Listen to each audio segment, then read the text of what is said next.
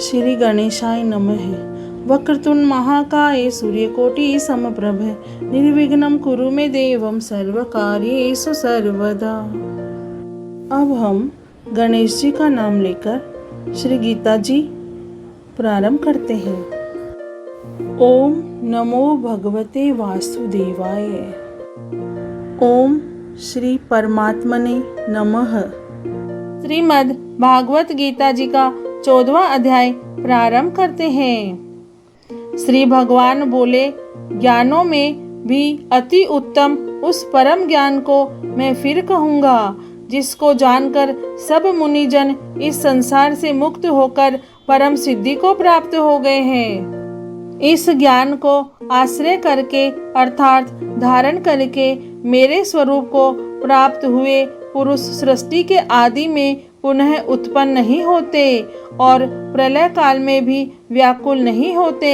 हे अर्जुन, मेरी महत ब्रह्म रूप मूल प्रकृति संपूर्ण भूतों की योनि है, अर्थात गर्भाधान का स्थान है, और मैं उस योनि में चेतन समुदाय रूप गर्भ को स्थापन करता हूँ। उस जड़ चेतन के संयोग से सब भूतों की उत्पत्ति होती है। हे अर्जुन, नाना प्रकार की सब योनियों में जितनी मूर्तियाँ अर्थात शरीरधारी प्राणी उत्पन्न होते हैं, प्रकृति तो उन सब की गर्भ धारण करने वाली माता है और मैं बीज को स्थापन करने वाला पिता हूँ। हे अर्जुन, सत्वगुण, रजोगुण और तमोगुण ये प्रकृति से उत्पन्न तीनों गुण अविनाशी जीवात्मा को शरीर में बांधते हैं।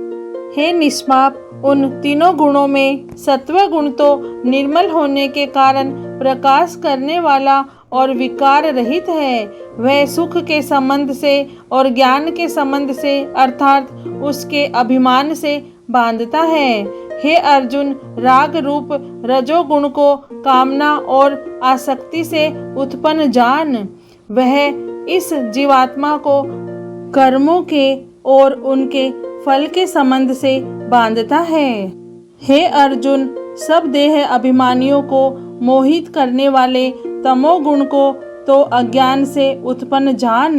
वह इस जीवात्मा को प्रमाद, आलस्य और निद्रा के द्वारा बांधता है। हे अर्जुन, सत्वगुण सुख में लगाता है और रजोगुण कर्म में तथा तमोगुण तो ज्ञान को ढककर प्रमाद में ही लगाता है।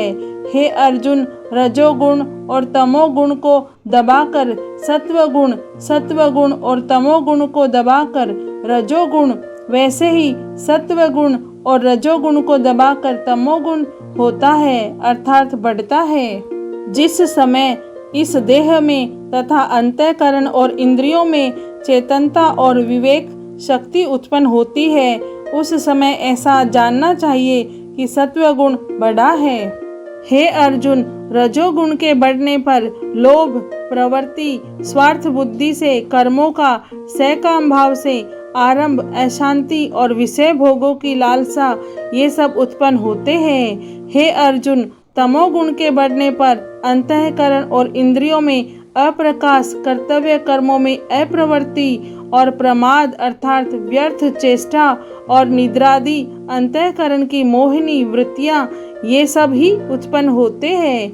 जब यह मनुष्य सत्वगुण की वृद्धि में मृत्यु को प्राप्त होता है, तब तो उत्तम कर्म करने वालों के निर्मल दिव्य स्वर्गादि लोकों को प्राप्त होता है।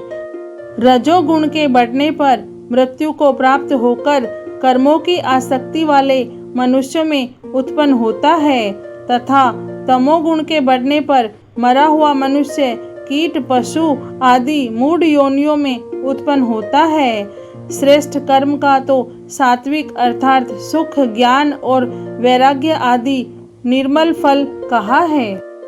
राजस कर्म का फल दुख एवं तामस कर्म का फल अज्ञान कहा है। सत्व गुण से ज्ञान उत्पन्न होता है और रजोगुण से निसंदेह लोभ तथा तमोगुण से प्रमाद और मोह उत्पन्न होते हैं और अज्ञान भी होता है।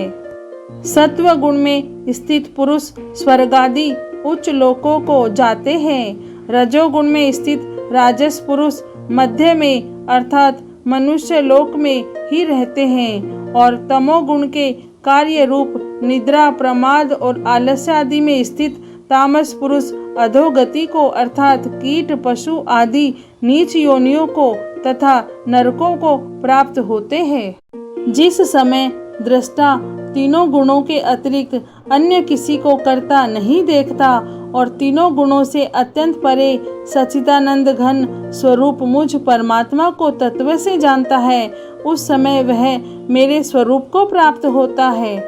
यह पुरुष शरीर की उत्पत्ति के कारण इन तीनों गुणों को उल्लंघन करके जन्म, मृत्यु, वृद्धावस्था और सब प्रकार के दुखों से मुक्त हुआ परमानंद को प्राप्त होता है।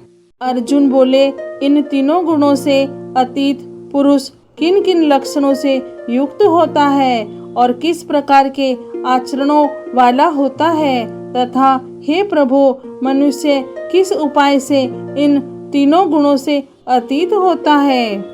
श्री भगवान बोले, हे अर्जुन, जो पुरुष सत्व गुण के कार्य रूप प्रकाश को और रजोगुण के कार्य रूप प्रवृत्ति को तथा तमोगुण के कार्य रूप मोह को भी न तो प्रवृत्त होने पर उनसे द्वेष करता है और न निवृत्त होने पर उनकी आकांक्षा करता है, जो साक्षी के सदृश्य स्थित हुआ गुणों के द्वारा विचलित नहीं किया जा सकता और गुण ही गुणों में बरतते हैं, ऐसा समझता हुआ जो सच्चिदानंद घन परमात्मा में एक ही भाव से स्थित रहता है एवं उस स्थिति से कभी विचलित नहीं होता, जो निरंतर आत्मभाव में स्थित है, दुख सुख को समान समझने वाला, मिट्टी, पत्थर और स्वर्ण में समान भाव वाला, ज्ञानी, प्रिय तथा अप्रिय को एक सा मानने वाला और अपनी निंदा स्तुति में भी समान भाव वाला है, जो मान और अपमान में सम है, मित्र और वैरी के पक्ष में भी सम है एवं संपूर्ण आरंभों में कर्तापन के अभिमान से रहित है, वह पुरुष गुणातीत कहा जाता है।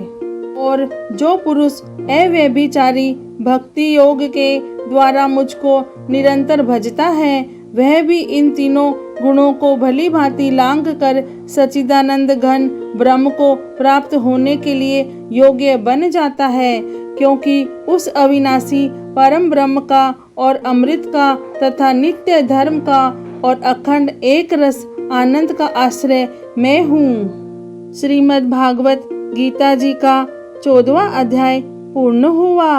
ओम नमो भगवते वासुदेवाय। जय श्री कृष्ण, जय श्री राम।